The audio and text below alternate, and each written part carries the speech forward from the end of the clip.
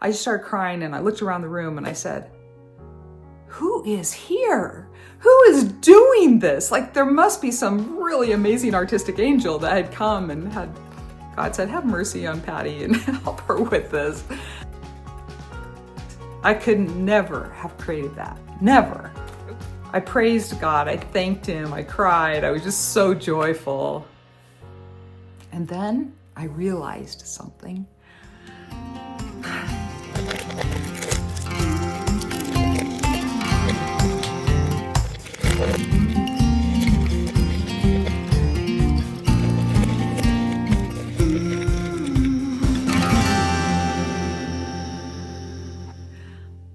To share a remarkable story that just happened as I was creating a story from the New Testament with rocks and pebbles that I find while I'm out hiking. So if you don't know me, I'm Patti Rokus, and I just love to be in nature and go find rocks and pebbles that want to testify of Jesus. Adults, well, that's what I do. And then I come home and arrange them into pictures.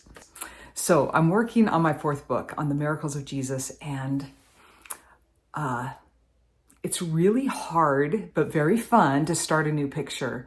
And it was time to do the story that I call Help Thou My Unbelief. It's when the father of a boy comes to Jesus, and this boy had seizures. The father explained he would throw himself into the fire, in the water, just terrible, be bruised terribly.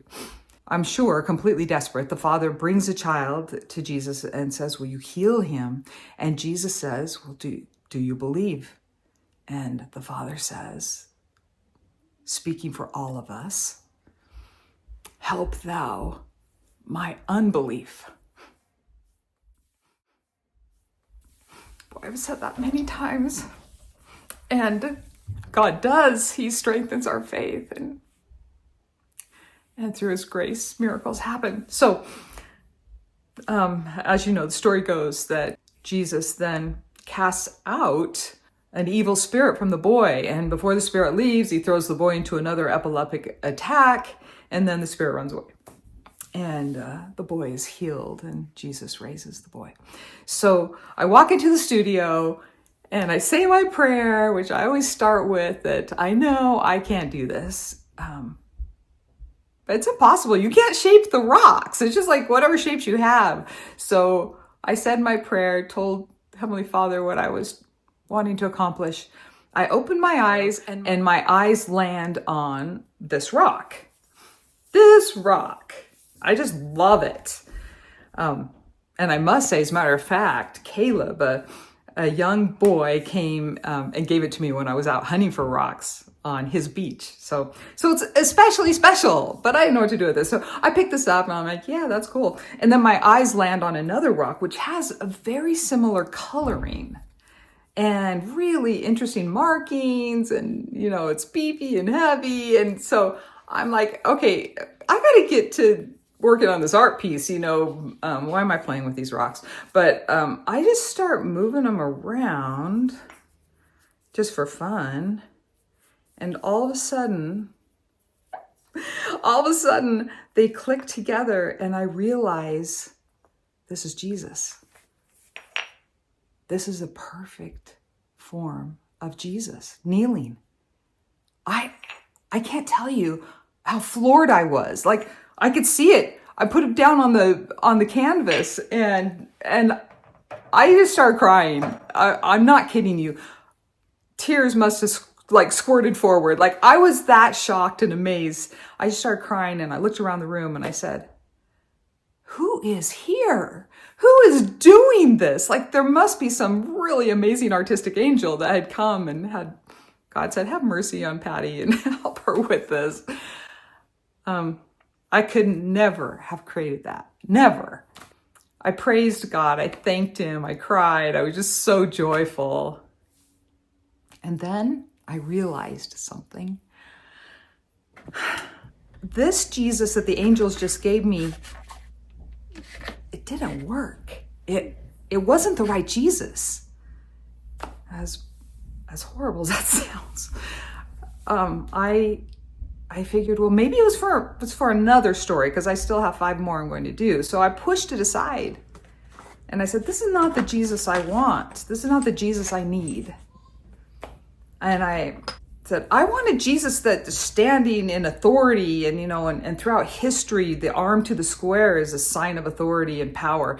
And so I wanted Jesus with his arm up there, and I wanted him, you know, maybe touching the boy somehow, or I wanted Jesus standing, not kneeling. I'd already done 2 other stories with Jesus kneeling. I didn't need another kneeling Jesus. I had all these concerns, complaints, ideas, how I wanted it to be. I could justify it. And so I pushed those angel rocks, I'll call it, I pushed those aside. And I just started working really hard on what I wanted. I took another 5 hours. So that was the first 15 minutes of the day. The next 5 hours, I'm trying every large rock I can find. And finally, I end up with 2 versions of Jesus with his arm to the square, and they look just like cartoonish. So I was pretty frustrated. I mean, I had created a Jesus that would work. You know, you could tell what I was doing. You knew that was Jesus with his arm up, and but when I looked back over to the angel rocks, there's no contest. But I'm like, but that's not the Jesus I need. I need this for this picture. So I had to leave. That was all the time I had. And for the next few days, that's all I could think about was, how do I get the Jesus I need? I had a full day of activities. I didn't get in the studio again. So hard to make time. And it's midnight. And I got to get to bed. I've got an early morning thing. I've got to get to bed. But the studio's in the house. It's just right here. So I walk in midnight, flip the light on to look at what I've created a few days ago. And I look down and I look at what I've made. And then I look at what the angels made. And I just shook my head and I said, this is silliness.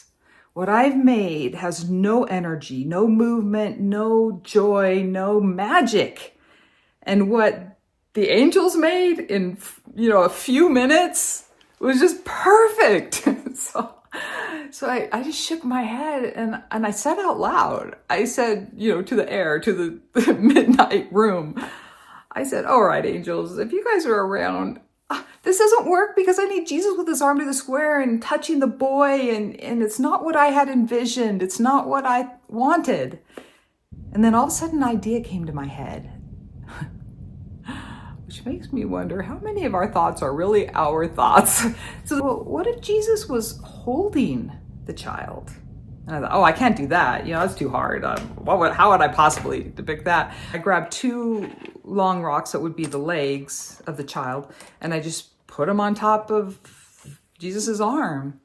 And all of a sudden, I'm like, well, that okay. And then I grabbed another rock that would be the child and put it on Jesus's arm, and my mind again just almost exploded. It worked. I mean, I could see it. And I said, yeah, but I still wanted Jesus raising his arm to the square.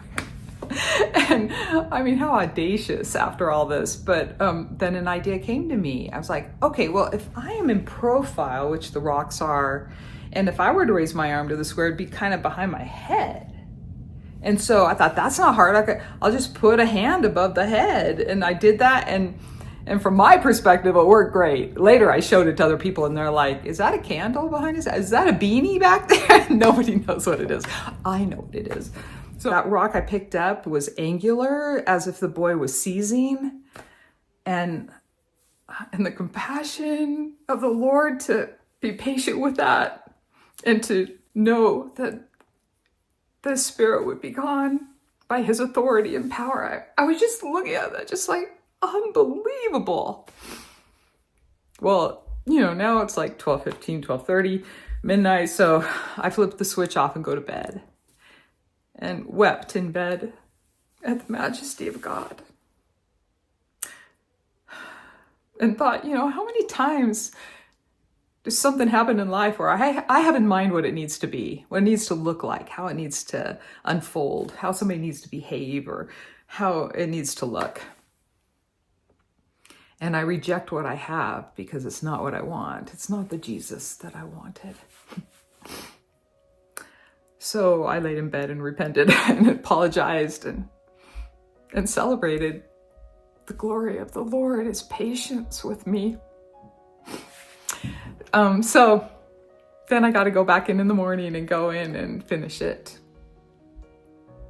And I'm just so floored by that experience. And I hope I remember to be patient and submit to the Lord. And if he provides, be grateful and maybe be in wonderment about how it's going to unfold and how it will work when I don't have a vision for what he's provided. I'm so grateful to get to do this interesting work of letting the rocks testify of Jesus, letting the rocks cry out. And you can do it too. Just go find some rocks and put them together, and you'll feel the Spirit of the Lord bring you joy in being out in nature, in being out with his art supplies. Yeah, pretty sweet. Before Jesus ascended into heaven, he told his disciples a remarkable thing. He said, all these miracles that I've done, raising the dead, healing the sick, calming the storms, casting out spirits. He goes, once I leave, you will do greater miracles than these. But if we have faith in Jesus Christ, there are wonders and beauty and connection and miracles ahead for us to perform, for us to take part of.